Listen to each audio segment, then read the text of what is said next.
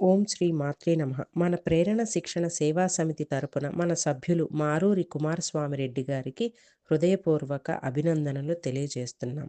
మానవ సేవే మాధవ సేవగా భావించి మన సంస్థ సంస్థాపకురాలు నోటి నాగార్జున గారు ప్రేరేపించి ప్రారంభించిన ప్రేరణ శిక్షణ సేవా సమితి 2017 డిసెంబరులో ప్రారంభించి మొట్టమొదటి కార్యక్రమముగా అన్నప్రసాద వితరణ ప్రతి శనివారం జరుగుతున్నది అందరికీ తెలిసినదే. ఈ కార్యక్రమం దాతల సహాయ సహకారాలతో విజయవంతముగా సాగుతున్నది అందరికీ తెలియను. అయితే ఈ కార్యక్రమాన్ని మరింత ఉత్సాహపరచుటకు దాతృ స్వభావులైన శ్రీ మారూరి కుమారస్వామి రెడ్డి గారు వారంలో రెండవ రోజు సమస్త ఆశయాన్ని పెంపొందించుటకు సంవత్సరం నుండి ప్రతి సోమవారం కూడా నిర్వహించుటకు ఉదారతను చాటుకున్నారు.